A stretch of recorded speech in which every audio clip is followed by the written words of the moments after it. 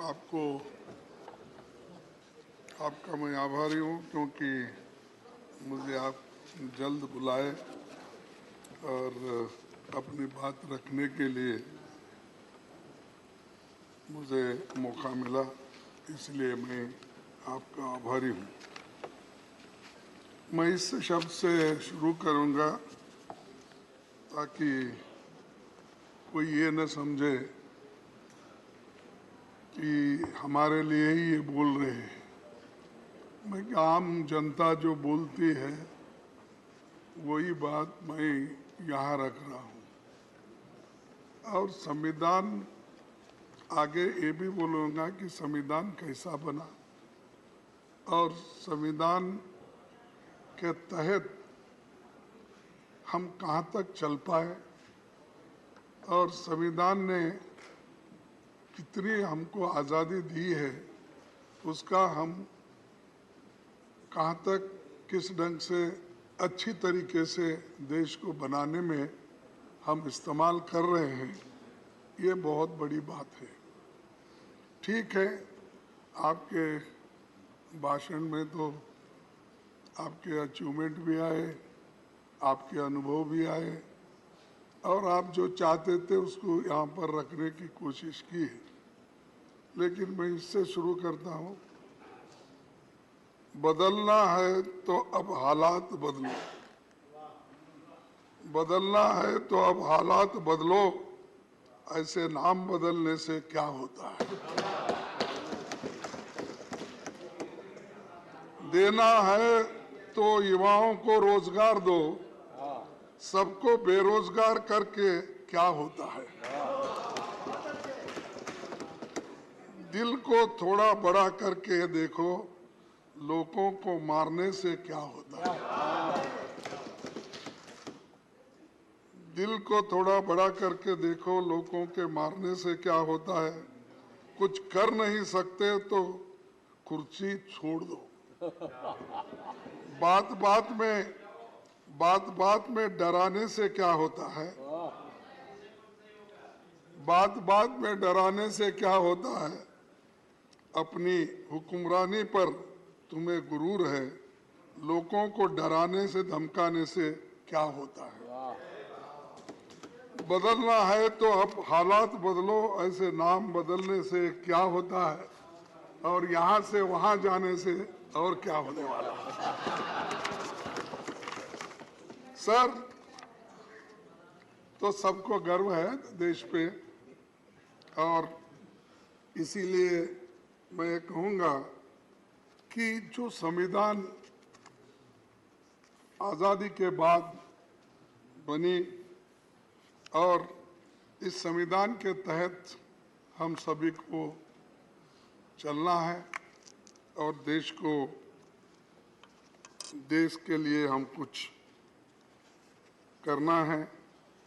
और इसमें मैं एक ही बात कहूँगा कि इस पार्लियामेंट्री जर्नी में 75 साल जो संविधान सभा का ये जो संविधान करके हुआ और उसके अचीवमेंट, एक्सपीरियंस, मेमोरीज, लर्निंग्स, इस पे ही हमको बात करना था। तो मैं इसी पे थोड़े शब्दों में बोलूँगा कि एक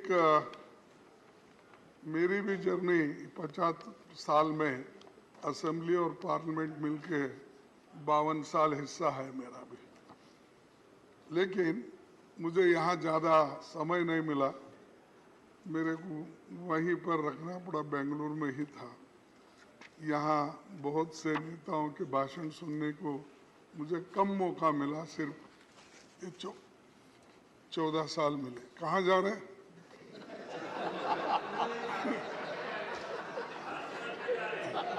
नहीं, बड़ी गड़बड़ी में जा रहे थे तो मुझे लगा, बड़ी गड़बड़ी में जा रहे तो मुझे लगा, तो इसलिए पूछा। ये टच करना कानून का उल्लंघन भी है। अब ये साहब, हमारे हाउस में उल्लंघन बहुत होते हैं, फिर भी आप दिलदार हैं उसको संभाल लेते हैं। उसीलिए मैं बोला उसको संजय सिंह को और चड्ढा को बुला लो। आगे आगे वही चिंता थी मेरे को, उधर गए फिर क्या।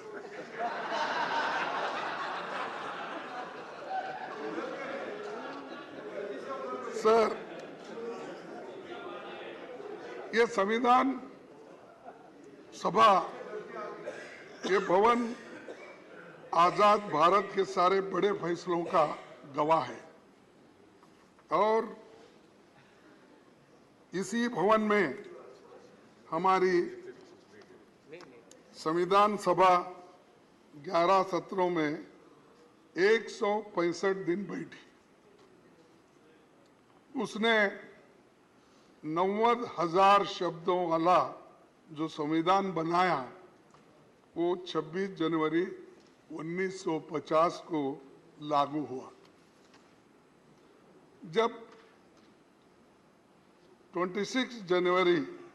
नवंबर 1949 को संविधान सभा ने इसकी मंजूरी दी।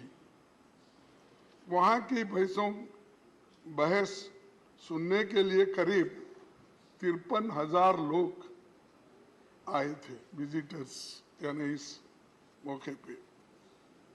सभापति जी, आपने अपने जयपुर के पीठासीन अधिकारी सम्मेलन में संविधान सभा के 11 सत्रों के व्यवधान रहित संचालन को एक आदर्श स्थिति कहा था।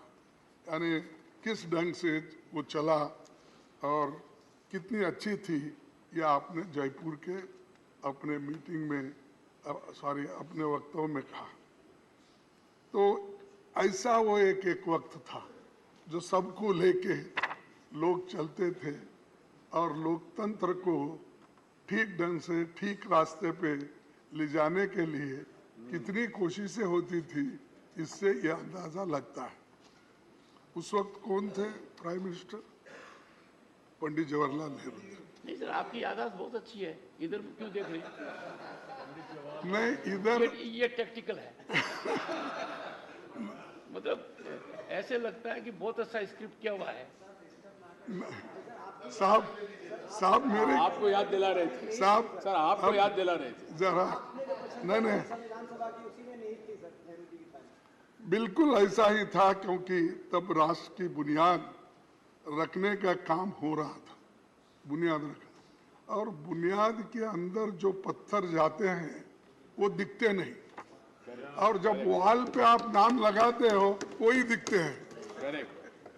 आप कभी भी जाइए साहब, आप तो 2-4 अनेक कोर्ट तो उद्घाटन किए होंगे अब तक, कहीं भी जाइए, जो बिल्डिंग ठहरती है बुनियाद पर, वो अंदर के मजबूत पत्थर किसको भी नहीं दिखते, लेकिन ऊपर का नाम।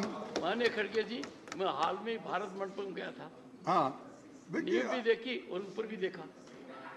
यही मैं बोल रहा हूँ, आप बहुत से लेकिन देखते हैं। दुनिया के नेताओं ने जो मुझे कहा, सर बोलने आश्चर्यचकित हो गया। सर बोलने दीजिए। उसकी नींव का भी आधार समझ में आ गया, ऊपर का भी समझ में आ गया। उसीलिए साहब इतने बिल्डिंग्स, आप कौन से भी इमारत बनी होगी, राजे रजवाड़ों के महल बने होंगे, और हमारी पार्लियामेंट बनी, पहले की पार्लियामेंट है, नई है, और कुछ कल जाने में अभी वो दिक्कत है, कौन देखे कौन नहीं दे, हमारी जगह कहाँ है वो भी ढूंढना पड़ेगा। उसमें मैं आपकी मदद करूंगा। अच्छा, और आज ही करूंगा। चलो सर, संविधान सभा ने चुने गए विभिन्न धाराओं के लोग महान नायक थे। उसमें अपने दौर के महारथी थे, उनका बड़ा जमीनी अनुभव भी था। स्वतंत्रता, समानता, न्याय, मानवीय गरिमा और लोकतंत्र उनकी नसों में समाया था, क्योंकि उसके लिए ही तो वो लड़ रहे थे। इसीलिए संविधान निर्माताओं ने हमें जो संविधान दी है वही हमें आज भी एक बनाए हुए हैं और उसी ने राष्ट्र के लिए सशक्त ढांचा तैयार किया है। इसी कारण लोकतंत्र के सिद्धांत और व्यवहार आज जनता के स्वभाव का अभिन्न अंग है।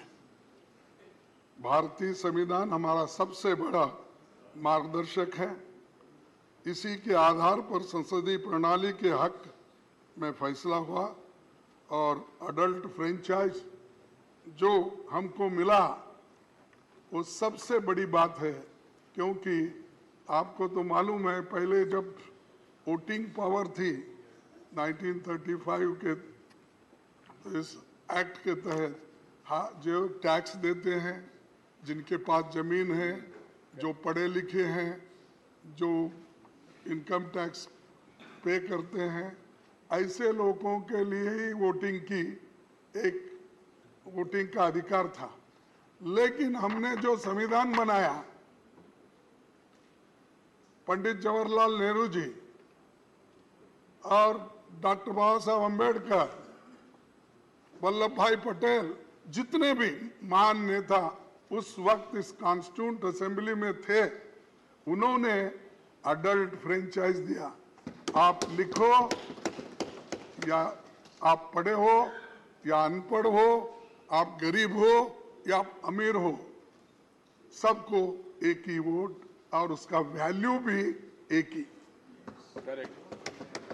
जो एक बड़ा अमीर आदमी, फर्ज करो अदानी के जैसा, उसको भी एक ही वोट, उसका वैल्यू भी एक ही वोट। लेकिन आज हमारे जो कर्मचारी है, छोटे लोग हैं, काम करते, उनको भी एक ही वोट। ये किसने दिया? ये कॉन्स्टिट्यूशन जो बनाने वाले कांग्रेस के उस वक्त आजादी, जिन्होंने आजादी के लिए लड़े और ये दिलाए और ये ढांचा बना। इसीलिए आज भी अडल्ट फ्रेंचाइज से ये देश जिंदा है, एक है और इंक्लूसिव है। और ये इंक्लूसिव बोले तो थोड़ा सा डर होता है उनको। इंक्लूसिव बोले तो फिर इंडिया, उसको क्या करते हैं छोटा करने के लिए, हमारे नड्डा साहब इंडी बोलते हैं। ठीक है, उसीलिए तो बोलो नाम बदलने से कुछ नहीं होता। इंडी बोलो और कुछ भी बोलो, हम है इंडिया। अरे आप कुछ भी बोलो, हम सब इंडिया। अरे बैठो, अरे आप क्यों बात करते? बेंगलुरु से आए हैं, चुप बैठो। राजस्थान से बेंगलुरु। हमारे नायकों ने बहुत मंथन करके जो संविधान दिया, वो जनता की आकांक्षाओं को खरा उतरा है। बाबा साहब संविधान सभा के अपने अंतिम भाषण में उन्होंने ये कहा था, मैं ये कोट करना चाहता, अगर आपकी इजाजत है तो। इजाजत है? मसौदा समिति का कार्य बहुत ही कठिन हो जाता यदि ये संविधान सभा विभिन्न विचार वाले व्यक्तियों का एक समुदाय मात्र होती, विभिन्न विचारधाराओं के लोगों का एक समुदाय होता, एक उखड़े हुए फर्श के समान होती, जिसमें कहीं एक काला पत्थर होता तो कहीं सफेद, और जिसमें प्रत्येक व्यक्ति या प्रत्येक समुदाय स्वयं अपने को विधिवेता समझता, सिवाय उपद्रव के और कुछ नहीं होता। तो उस वक्त बोल रहे कि इतने सब रहने से उपद्रव के कुछ नहीं होता। सभा में कांग्रेस पक्ष की उपस्थिति ने इस उपद्रव की संभावना को पूर्णतः मिटा दिया और इसी के कारण कार्यवाहियों में व्यवस्था और अनुशासन दोनों बने।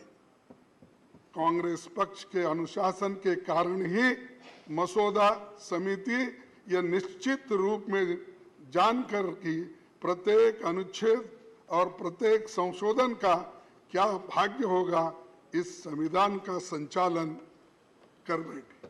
तो ये कांग्रेस के लिए बाबा साहब अम्बेडकर ने कहा है कैसा संविधान बना, क्योंकि उस वक्त इतने डिफरेंट लोग थे, इंटेलिजेंट लोग थे, और एक दूसरे से वो अगर लड़ते भी तो बाहर आकर एक होते थे। वो कभी किसी के ऊपर कुछ नुक्ताचीनी करके बैठते नहीं थे। सर, मैं और एक आपको बात बताना चाहता हूँ कि ये बाबा साहब अम्बेडकर है ड्राफ्टिंग यानी संविधान बनाने के लिए कितनी कोशिश की है, बहुत लोगों को मालूम नहीं। चूंकि ये कहते हैं ड्राफ्टिंग कमेटी चेयरमैन थे, वो क्या ये क्या, ऐसा बोलने वाले बहुत हैं, क्योंकि कोई व्यक्ति को हम नहीं चाहते। ये खासकर ये हमेशा ये दलितों की हालत होती है, तो जब उन्होंने इतना कष्ट करके रात दिन बैठ के जो संविधान उन्होंने बनाया, इसीलिए उसमें एक टीटी कृष्णमाचारी का एक कहावत अपना स्टेटमेंट है, मैं आपके सामने पढ़ के। संविधान का निर्माण करने वाली चुनिंदा 7 सदस्यों की ड्राफ्टिंग कमेटी में सबसे बड़ी भूमिका डॉक्टर अंबेडकर ने बना।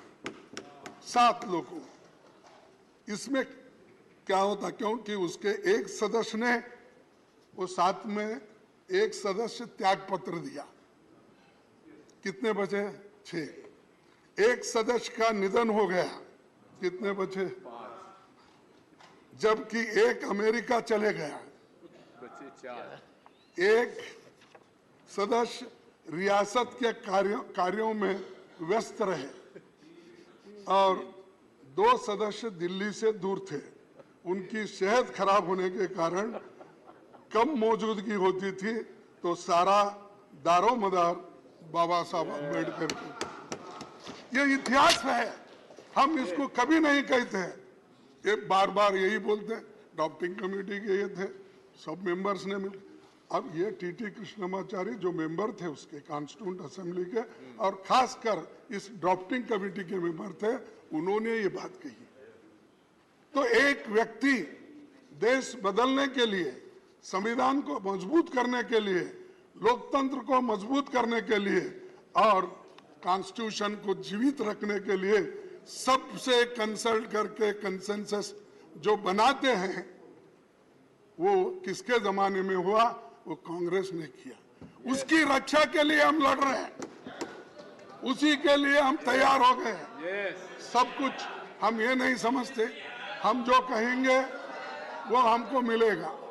हमारा एक सभी का एक इरादा है कि जो चीज इतने कष्ट से, इतने मेहनत से कमाई है, उसको हम गुमाना नहीं चाहते।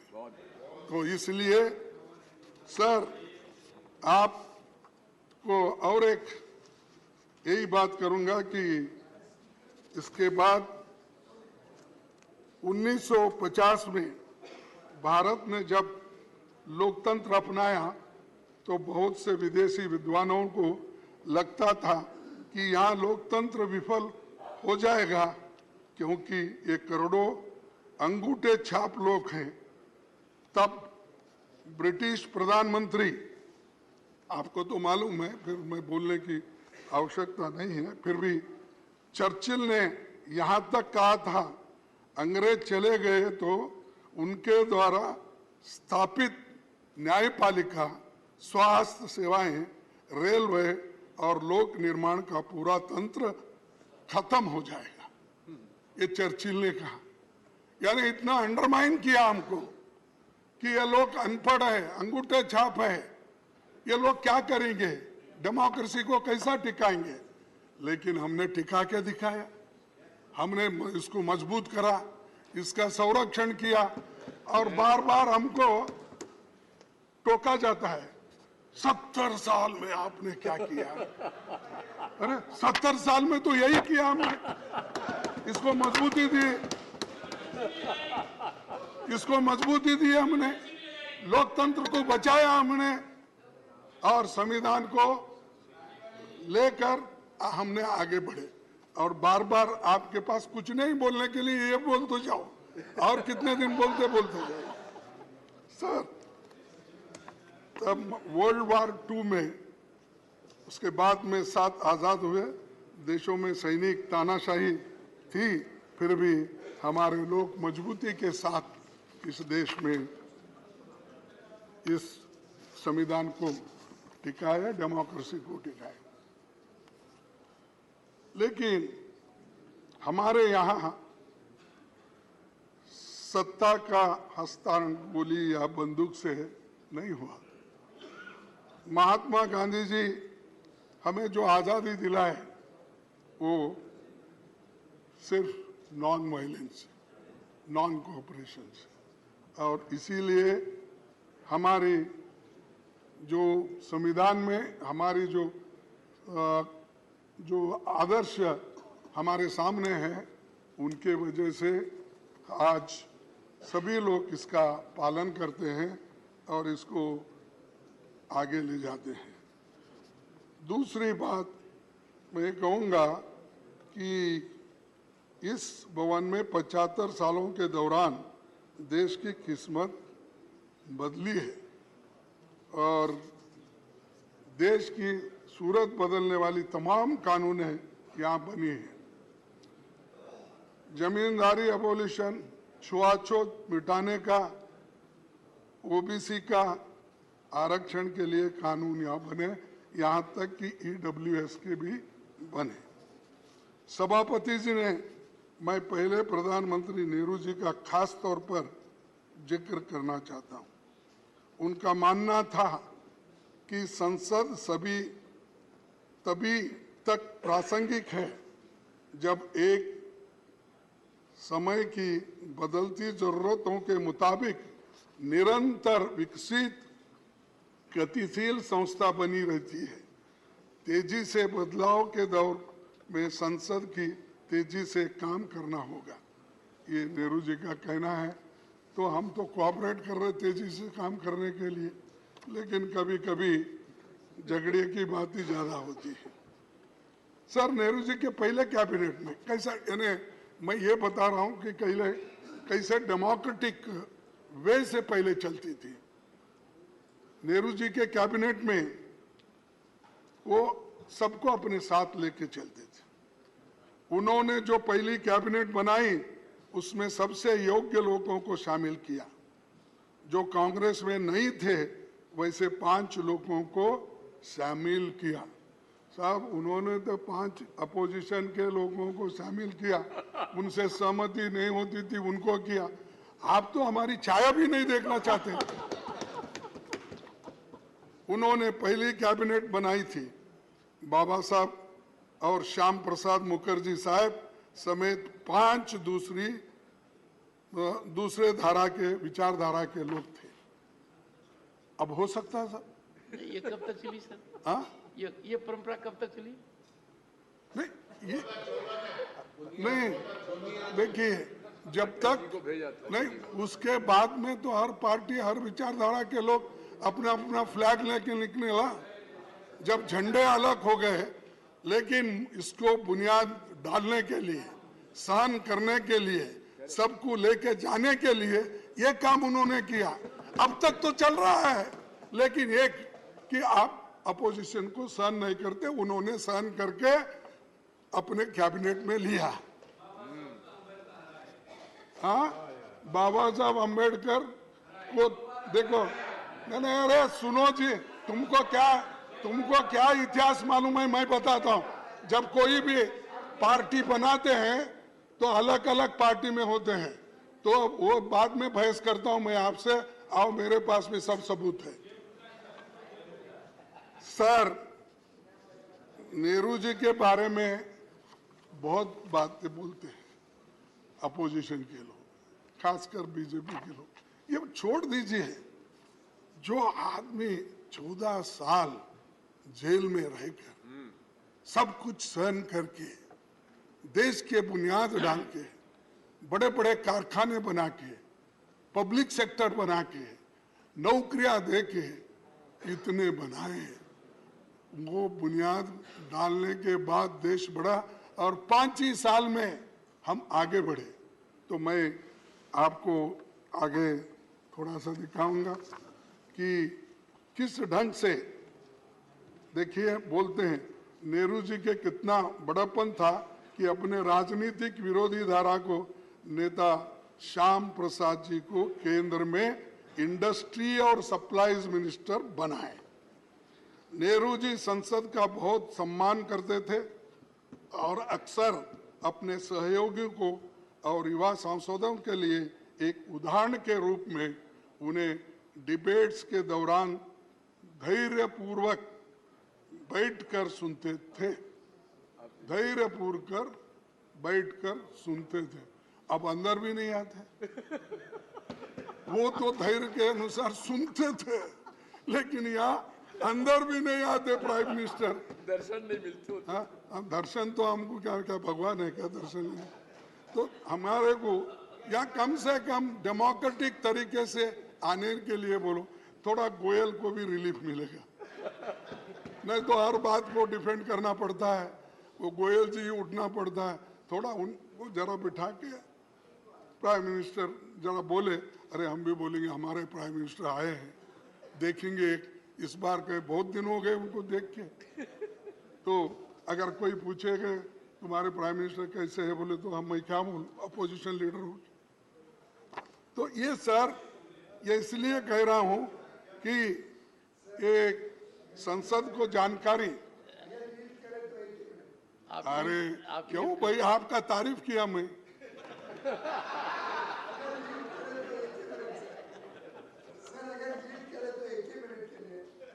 जब प्रधानमंत्री जी यहाँ पे आते हैं तो आप लोग बाहर चले जाते हो। नहीं, अब ऐसा है, जब वो नहीं, वो जब वो आते हैं हम बाहर चलते हैं ना, तुम पहले ही भगाते हो हमको कुछ कह के, झगड़े निकाल के। चलो छोड़ दीजिए।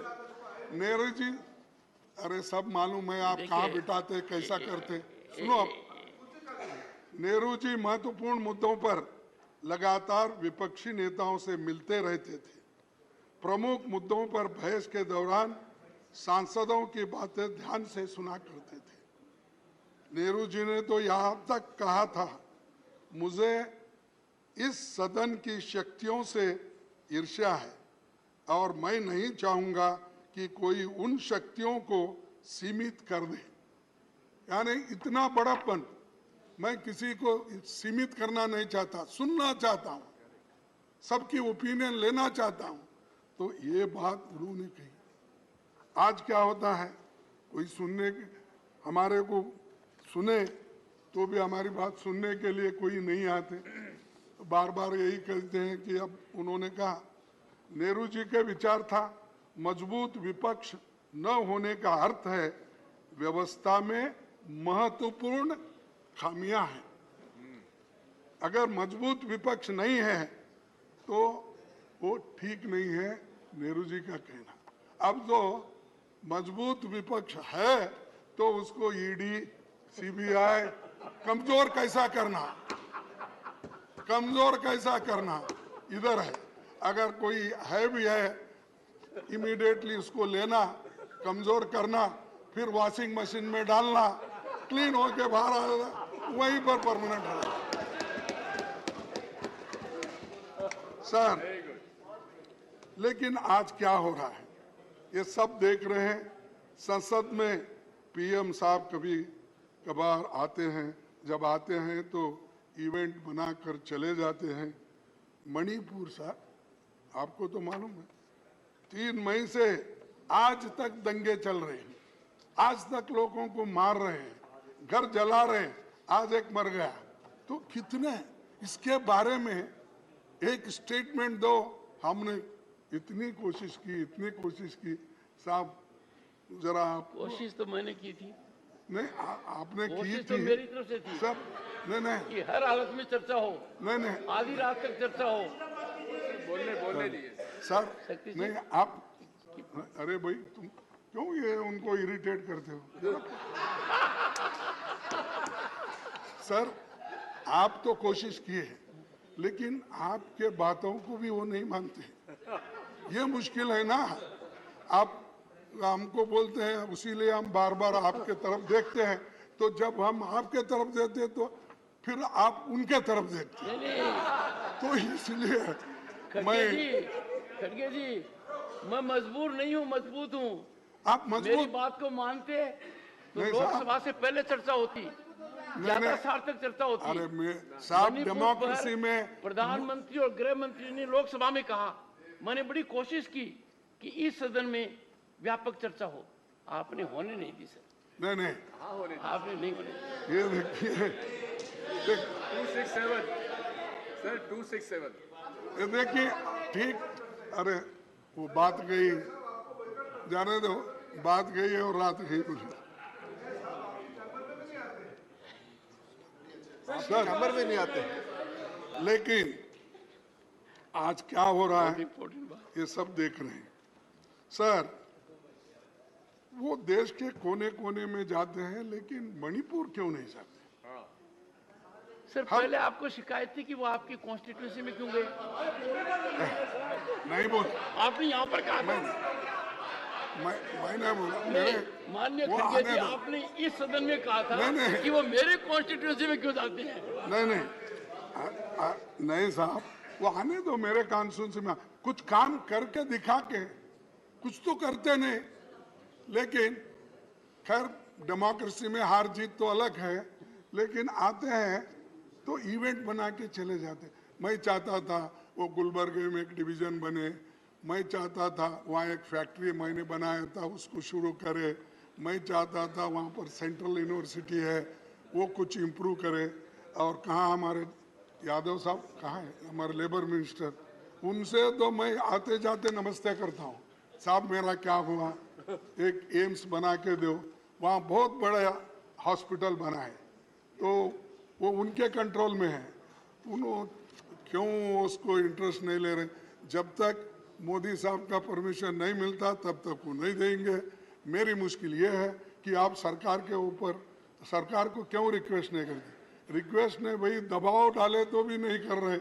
और आते जाते मैं समझता 50 सलाम तो हो गए होंगे मेरे यादव से। 50 सलाम। हाँ 50 मेरे बाजू में है ना। फिर तो ये ऐसा, और अच्छी बिल्डिंग है, उन्होंने खुद देखे हैं, देखकर। खैर जाने दो, हमारी किस्मत अच्छी नहीं, मेरे लोगों की किस्मत अच्छी नहीं। वहाँ के लोग पहले ही बैकवर्ड है और भी उनको दूर रखे हैं। तो ये मणिपुर को जाना था, वहाँ पर उनके दुख दर्द को देखना था, लेकिन किसी वजह से वो जा नहीं सक रहे। लेकिन इससे ये अच्छा नहीं हो। सर, सभापति जी, अटल जी ने अपने कार्यकाल में 21 बार बयान दिया।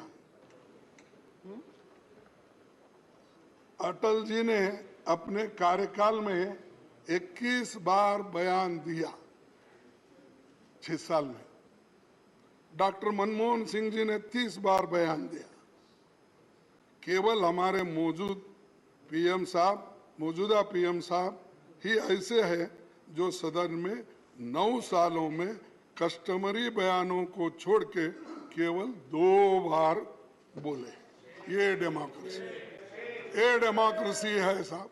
अब इसको क्या कैसा सुधारते, मैं आपको ही छोड़ देता हूँ। सर, दूसरी, सर थोड़ा सा ज्ञानवर्धन कीजिए, ये कस्टमरी बयान कौन सा होता है? हाँ कस्टमरी बोले तो ये अपने राष्ट्रपति जी का, ये जो ऐसे इश्यूज रहते ना, कस्टमरी नहीं सर, बोलना ही चाहिए। सबसे उस वक्त महत्वपूर्ण तो वही है। नहीं, दिग्विजय सिंह जी, ये महत्वपूर्ण मुद्दा है कि यदि अगर प्रधानमंत्री उन कस्टमरी मुद्दों पर बोलते हैं वो कितना आवश्यक है। I am not in defense of anyone, but I am on hard facts. मैं तो समझता था कि माननीय खड़गे जी को शिकायत होगी कि प्रधानमंत्री जी इतना ज्यादा क्यों बोलते हैं लोकसभा में, राज्यसभा में। साहब नहीं साहब, सुनो नहीं साहब, I will ask the secretariat नहीं have full update on this and No, no. inform leader of the opposition. नहीं In next 3 नहीं, days. आप अपने स्टाफ को पूछिए, अटल बिहारी वाजपेयी 21 बार बयान दिए। बयान देना अलग है, कस्टमरी जो उत्तर देना, हर चीज पे जो राष्ट्रपति के इस पे भाषण देना, वो अलग है। तो ये 21 बार बयान जो वाजपेयी साहब ने दी, अलग अलग ओकेजन पे दिए सो है। वैसा ही मनमोहन सिंह जी ने 30 बार दी, ये अलग अलग ओकेजन में दी। ये बात मैं बोल रहा हूँ, वो भाषण देते नहीं, बोलते नहीं, बाहर बहुत बोलते हैं, इतना बोलते हैं वो हजम ही नहीं होता हमको, इतना बार बोलते हैं। साहब, वो आपने बोला कि मैंने तो चांस दिए तो भी आप लोग नहीं बोलते हैं, चर्चा नहीं करते। सर, हमने पहले 267 में 7 बार इस सदन में 267 में 7 बार चर्चा हुई। क्वेश्चन आवर सस्पेंड करके 10 बार चर्चा हुई। कितने सालों में? हाँ, कितने सालों में? कितने सालों में? In how many years? देखो, मैं कह रहा हूँ ये सदन में जो हुआ है, लेकिन आप एक बार भी नहीं कर आप रहे। मुझे कटघरे में खड़ा कर रहे हैं, इसलिए आपसे संरक्षण मांग रहा हूँ कि जो फिगर दे रहे हैं, आपके हाथ में जिन्होंने फिगर ठीक दिया है, है, मैं वो उनसे फिगर आपको पूछिए भेज दूंगा। कि कितने दशक में ये हुआ है। नहीं, मैं डेट वाइज सर, मैं बहुत नरम दिल का आदमी वो हूँ। फिगर दे दूंगा।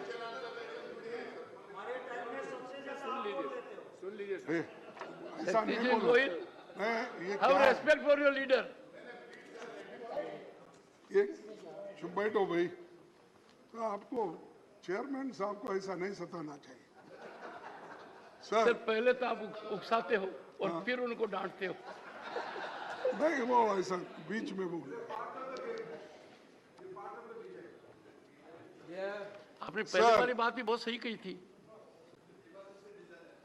I became the कानून first बनाने chairman के where leader of opposition declined to see me in the chamber at my request.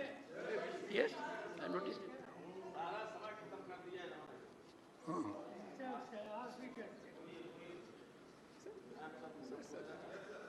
Sir, संसद और विधानसभा जनता की सर्वोच्च प्रतिनिधि संस्थाएं हैं, जिनके माध्यम से जन आकांक्षाओं को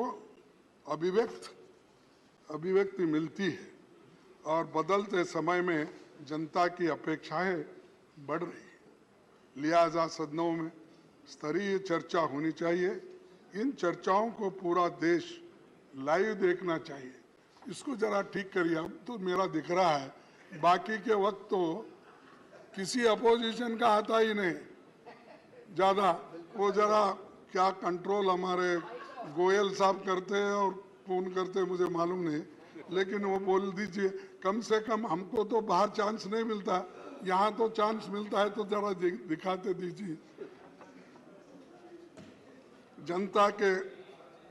जनता के सवाल उठा सकते हैं।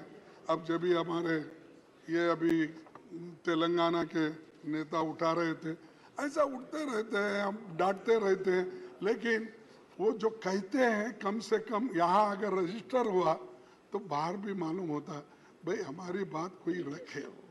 अब उसी लिए ऐसी चीज़ें संवैधानिक ये मुख्य है और संवैधानिक तरीके से हम जो काम करते हैं उसको आपका प्रोत्साहन मिलना चाहिए और सरकार का भी हमको देने का ये कोशिश होनी चाहिए। और ये संसद लोगों के हितों तथा अधिकारों का संरक्षक है और आप हमारे गार्डियन हैं और अगर हमारे ऊपर कुछ अन्याय हो रहा है फौरन आप हमारे अपने को संरक्षण देने वाले आप भी हैं। नहीं तो हम इतने कम लोग हैं, उतने सब लोग अगर हमको मारते पीटते रहेंगे तो फिर बाद में आपके पास कौन रहेगा, हमें रोना पड़ता। तो इसीलिए जरा आपका संरक्षण जरूरी है और मैं ये कहूँगा कोरोना के महामारी में भी बहुत कुछ कमियां थी, फिर भी हमारे देश में उसको भी ठीक ढंग से निभाने की कोशिश हो गई। लेकिन चंद जगह जैसा यूपी है, दूसरे स्टेट्स हैं, उसमें जो भी कमियां थी वो भी यहाँ पर हमने पहले चर्चा में लाए थे और उसका पूरा जिक्र यहाँ पर हुआ। पहले का जो 33 दिन का था 20 में, फिर उसके बाद 21 में 58 दिन था, फिर 22 में 56 दिन था। ये कोरोना के जो बड़े बड़े जो भी ये थे वो तो खत्म। सर सभापति जी, दुनिया भर में वैसे तो 19वीं सदी में निर्मित 2 दर्जन संसद भवन उपयोग में लाए जा रहे हैं। भारत में लोगों की दिल दिमाग पर 144 खंभों वाली ये गोल इमारत छाई हुई है। यही देश की आज़ादी के बाद से 75 सालों में सारे महत्वपूर्ण फैसले यहाँ पर हुए। इस इमारत की वास्तुकला पर भारतीय परंपरा की छाप है, लेकिन इसको नफरत से नहीं देखना चाहिए, क्योंकि इस सदन में नेहरू जी बैठे थे, अंबेडकर बैठे थे और बहुत से नेता, बड़े बड़े वल्लभ भाई पटेल, ये सब बैठे हैं। इसलिए भूल ही जाना, उधर ही जाएंगे, ऐसा शुरू हो गया। कल लेके जा रहे शायद, हमको अभी मालूम नहीं मुझे। सर सभापति जी, संसद का सबसे बेहतरीन कामकाज पहली लोकसभा में मैं बता रहा हूँ 1952 से 1957 के बीच सिर्फ 5 साल में माना जाता है कि जिसमें 677 बैठकें हुई, 319 विधेयक पारित हुए 5 साल में। और उस दौरान कानूनों पर हुई बहसें जिज्ञासा और केंद्र बनी हुई। संसद का मुख्य काम कानून बनाना है, लोगों को सशक्त बनाना है, इसीलिए ये नीतियाँ यहाँ पर तय होती थी और सभी लोग एक मत से ऐसे नीतियों को सपोर्ट करते थे। सर राज्यसभा और लोकसभा में एक से एक अनुभवी संसद आज भी है, पहले भी थे, और उसके लिए सबको जरा बोलने की आज़ादी भी मिलनी चाहिए, क्योंकि अगर बोलने की आज़ादी नहीं मिली, सिर्फ हम लोग, हो सकता है मेरी भी गलती हो सकती है, नहीं बोल के नहीं बोलता, लेकिन मेरी गलती, एक छोटा गलती को, मेरे छोटे गलती को आप बहुत बड़ी सजा देते हैं और वो इतना बड़ा गलतियां करते हैं, सारा देश देखता है, सब उधर माफ कर देते हो। तो इसीलिए मैं कृपया करके दोनों बैलेंस करके चलिए, दोनों बैलेंस करके अगर चलेंगे तो हमको भी एक मौका मिलेगा बार बार आपको कहने का, विनती करने का, ये सब चीज़ें होती। सर और एक कानून बनाते समय बिलों की स्टैंडिंग कमेटी में छानबीन के लिए नहीं भेजा जाता, तो कम से कम ये तो करना चाहिए सर, ये तो आपको हक है। नहीं, इस बिल में खामियां हैं, इसीलिए इसको स्टैंडिंग कमेटी को भेजना चाहिए और इसके लिए सभी लोग, मैं आपको उदाहरण के तौर पर चंद चीज़ें बताऊँ। कमेटियों को भेजे जाने वाले बिल्स का प्रतिशत 2009 और 14 के दौरान 71% था, 71% था। वहीं 16वीं लोकसभा में 2014 से 2019 के बीच घटकर 27% हो गया, रह गया। और 2019 के बाद इसमें इतनी गिरावट आ गई 13% रह गया। साहब कहा 71%, और फिर पूछते हैं आपने क्या किया, क्या किया? यही किया हम, 71% स्टैंडिंग कमेटी को भेजा छानबीन करके, और आपने क्या किया? 13%, 27%। ये इससे बिल कैसे स्क्रूटनाइज होंगे? वो जैसा दिल में आया वैसा हो जाएगा।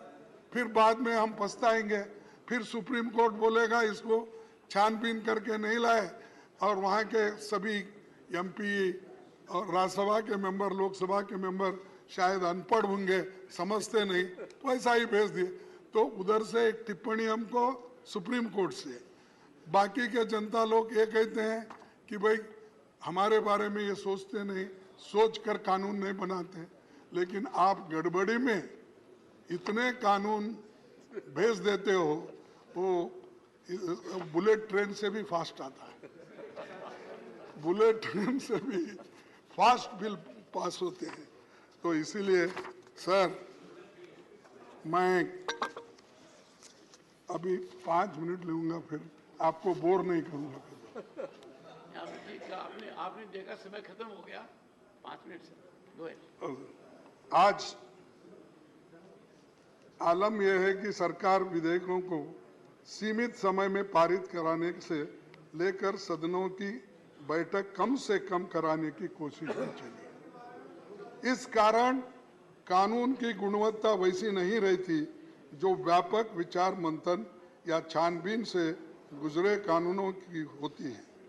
आज आलम यह भी है, 2021 में भारत के प्रधान न्यायाधीश ने कहा कि बिना व्यापक बहस के जल्दबाजी में संसद में कानून बनाने से गंभीर खामियां रह जाती है, कई पहलू अस्पष्ट रह जाते हैं।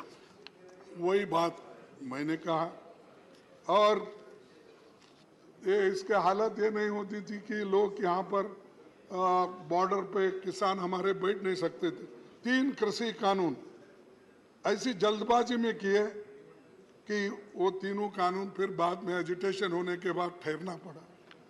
तो ये ऐसे करने से किसान भी है आज हमारे ऊपर नाराज है कि पार्लियामेंट ऐसा क्यों करती है। और एक सर, 30 जनवरी 2011 को तत्कालीन विपक्ष नेता अरुण जेटली जी ये बात किए थे। संसद का, क्योंकि हमारे को बार बार वो बोलते हैं आप गए, भाग गए, नहीं सुने, ये बोलते हैं, लेकिन हम जब अपनी बात रखने की कोशिश करते हैं, हम ये नहीं कि किसी से झगड़ा करना, डिस्टर्ब करना, शांति के साथ जब अपनी बात को नहीं रख सकते तब लोग हमारे इरिटेट होते हैं कि हम इतनी कोशिश करके लोगों के मुद्दों को आपके सामने रखना चाहते हैं, मौका नहीं मिल रहा।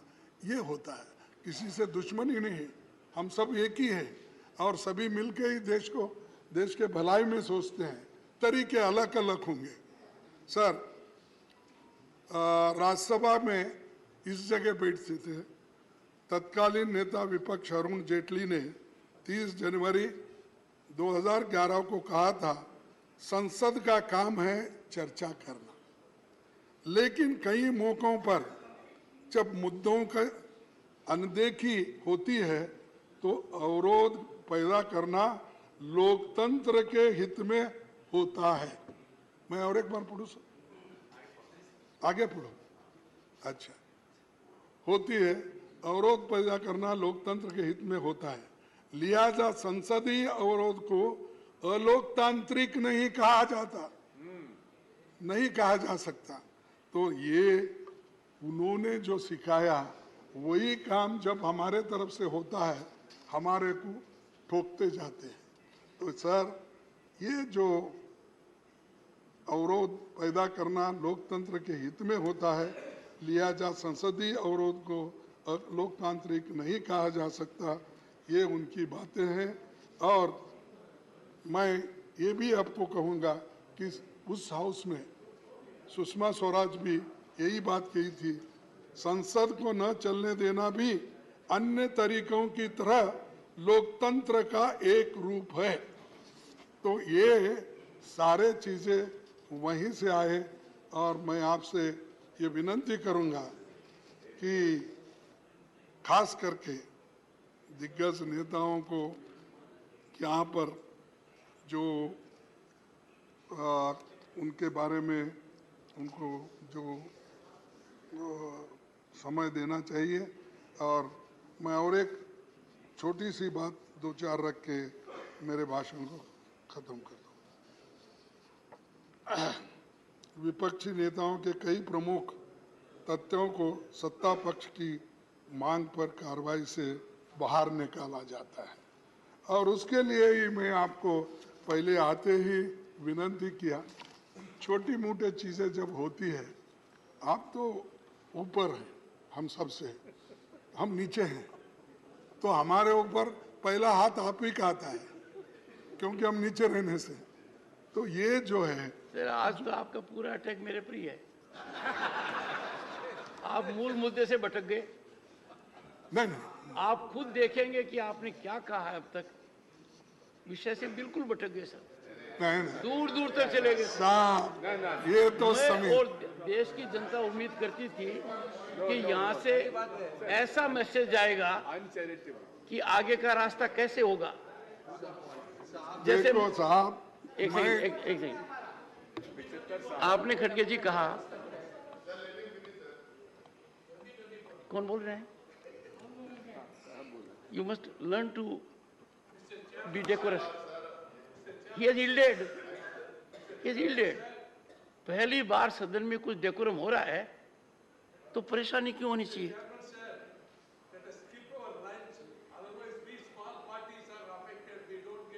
You will get the chance, sir. You are a very senior member. You will get the chance. Sir, I agree. We may skip the lunch at Michael Saab's request. Good idea. It's a good idea. But that I will do at 1 o'clock. That I will do at 1 o'clock. खड़गे जी, मैं माननीय सदस्यगण को appeal करूंगा और लगातार मैंने ये बात कही है और गहन चिंतन और मंथन के बाद कही है कि कब तक हम पास्ट प्रेसिडेंट को लेकर हाउस को डिस्टर्ब करते रहेंगे, कब तक हम डिस्टर्बेंस को जस्टिफाई करते रहेंगे। आप अंदाजा लगाइए खड़गे जी, मेरे पर क्या बीत रही होगी जब आप बोल रहे थे कि मुझे बोलने नहीं देते हो। मैं इतना आकलन करता हूं और दुखी होता हूं कि जहां पार्टिसिपेशन हो सकता था वहां आप लोग थे नहीं। मतलब आप अंदाजा लगाइए, if leader of the opposition would rise on this critical occasion to sanctify disturbance, disruption. आपने खुद कॉन्स्टिट्यूंट असेंबली को कोट किया है, वहां तो कभी नहीं हुआ। So why are you commentating on his speech? Jairam ji, Very wrong, sir. Jairam ji, Let him finish. this is not a good habit. Let him finish. No, you are a victim of this habit. Let him finish. Don't have this habit. Don't have this habit. No, this is not a. When the honorable LOP has yielded, why are you being super LOP? Because we want to listen You to can't be. He doesn't need him. We assistance. want to listen to him. No. You want to listen to him, but it is regulated by the chair. Otherwise, come and sit here and control it. Every time, I have no desire to sit there. even if you to have, listen to him. there is a mechanism. Sir, you are constantly No, interrupting him, sir. please, take your seat. So, माननीय खड़गे जी, this is a rare historic occasion where after taking note of 75 years, we are required to unfold a vision for next 25, 50 years. Sir, exactly. I know it. I know it what he knows. And in the entire discourse, you have focused on two things, sir. I find it. There is a debate between you and him, sir. Sir, you are the This is the problem. There is no debate between him and you, sir. This is the problem, sir. Allow it to speak. The problem is. Allow it to speak, sir. The problem is when there is time to participate, I have seen absence. The problem is when an issue has to be debated, discussed, deliberated, you have walked out of the house. Problem is the chairman. Sir, this is wrong. This is wrong from your part, sir. This is completely wrong. You are misleading, sir.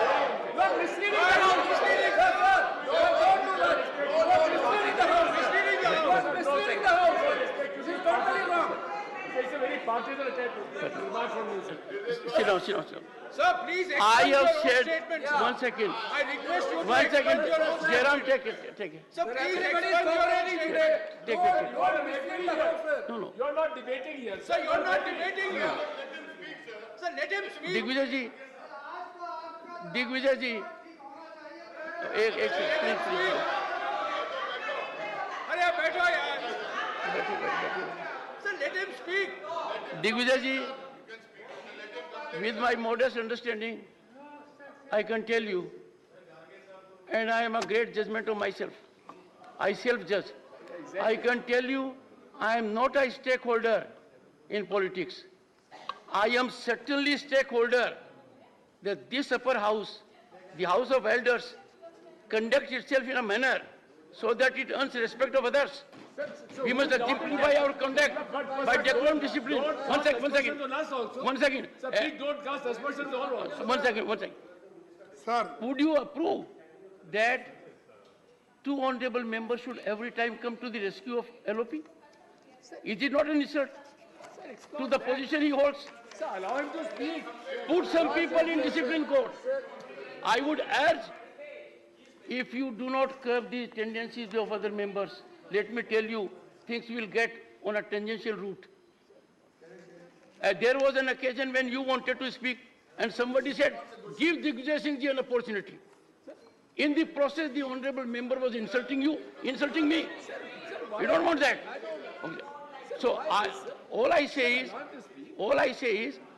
we have had some discussion.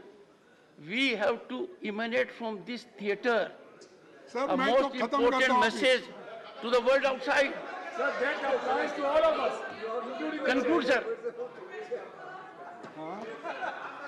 Honorable members, with the sense of the House, we are continuing during the lunch recess as well. Go ahead. Sir thank you sir क्या tolerance है अच्छा बस आपने thank you तो कहा। Sir सभापति जी मैं ज़्यादा बात नहीं करना चाहता हूँ क्योंकि अब टेंशन में आ रहा मामला। तो सर हम बहुत दिन से ये कोशिश कर रहे हैं, सभी की इच्छा है कि महिला रिजर्वेशन का बिल आना चाहिए और महिलाओं को देना चाहिए जो ड्यू है। आज तक हमने सब कोशिश की, लेकिन अब मैं समझता हूँ जब आप ये मुद्दा उठाएंगे तो जरूर आपके बात को मान्यता वो दे देंगे। तो मैं ये आंकड़े इसलिए देता हूँ थोड़े से। सर सभापति जी, दुनिया बदल गई है। इस समय राज्यसभा में 10% और लोकसभा में 14% महिला सांसद है। विधानसभाओं में महिलाओं की भागीदारी 10% है। 1952 में नेहरू जी के प्रधानमंत्री काल में पहली लोकसभा में केवल वो भी 5% सांसद महिलाएं थी, लेकिन 70 साल के बाद भी आज 14, 15, 10 के अंदर ही है महिला थी। तो अमेरिकी, मैं और भी आंकड़े देता हूं कि महिलाओं को दूसरे जगह भी ऐसा ही हो रहा। अमेरिकी संसद में 2%, ब्रिटेन में 3% महिला सांसद थे। आज अमेरिका की संसद में 28% और ब्रिटेन में 33% महिला सांसद आज है।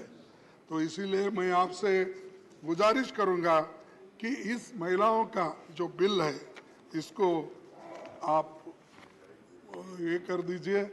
और दूसरी चीज़, अनएम्प्लॉयमेंट की बात चल रही है कि क्योंकि इस 75 साल में हम जब बात करते हैं, इधर अनएम्प्लॉयमेंट इतना बढ़ रहा है, इतना बढ़, 8 करोड़ लोग एजुकेटेड वो आज रास्ते पे है। और इन्फ्लेशन तो सब बढ़ रहा है, आपको मालूम है। वो कोई टमाटर डाल के आए तो आपने बहुत उसको डांटा, वो हकीकत थी 400 रुपये 500 रुपये। शायद आप मकान में नहीं पूछे शायद कि आजकल टमाटर की, प्याज की, तेल की, दाल की क्या कीमत है। वो हिसाब आप नहीं पूछ रहे क्योंकि पूरा जिम्मेदारी उनको वहाँ छोड़े और बाकी का जिम्मेदारी आप यहाँ लिए। इसीलिए जरा मुश्किल होगा उनका, लेकिन ये जरूरी है, इन्फ्लेशन कंट्रोल करना इम्पोर्टेंट है, नहीं तो डिस्ट्रॉय हो जाएगा डेमोक्रेसी। अनएम्प्लॉयमेंट अगर बढ़ती गई तो डेमोक्रेसी नहीं रहेगी। इसीलिए मैं आपसे विनती करता हूं कि इन चीजों को कुछ उत्तर दे। सिर्फ हमने वो किया, ये ठीक है, G2 ठीक है, G2 क्या G20 सर, नहीं, क्योंकि वो जीरो में कमल का फूल ही दिखता था। अब देखिए साहब, वो आप देखिए, Very good, boss. हाँ, आप देखिए वो कभी भी एडवर्टाइजमेंट, खड़गे जी आपका स्तरीय नहीं है, आपका स्तर नहीं है, आपका स्तर नहीं है। वो तो मेहरबानी करके G20 की मजाक मत उड़ाइए। G20 बहुत अरे बड़ा मजाक समूह नहीं है। भाई, लेकिन देखो। लेकिन सर शायद माननीय leader of the opposition Congress के अध्यक्ष भी है, उनको तो सिर्फ 2G दिखता है, 1G and sun ji, 2G दिखता है। अरे ये देखो सर, मैं ईमानदारी के साथ कहता हूं, देश की जब बात आती है उसमें हम सब लोग एक है, उसमें कोई फर्क नहीं। लेकिन तुम बार बार वो गुत्ता मत लो, तुम भी पैट्रियट हो। पैट्रियट हमारे लोग हैं, जान हमारे लोग दिए, मर गए हमारे लोग, मजा आप उठा रहे हो और हमको सिखाते हो। सर आखिरी एक बात कह के आज आप बहुत एजिटेटेड हो। मैं खत्म करता हूँ। नहीं, आज आप बहुत एजिटेटेड हो, हाँ? आप बहुत गुस्से में हो आज। नहीं ना ना, सर, हमारी वतन परिस्थिति के अनगिनत तारीखें हैं, हमारी वतन परिस्थिति के अनगिनत तारीखें हैं, बेशुमार किस्सा है। हो भी क्यों ना वतन से मोहब्बत, हो भी क्यों ना वतन से मोहब्बत, ये तो हमारे ईमान की हिस्सा है। तो धन्यवाद सर, आपने इतना टाइम दिया।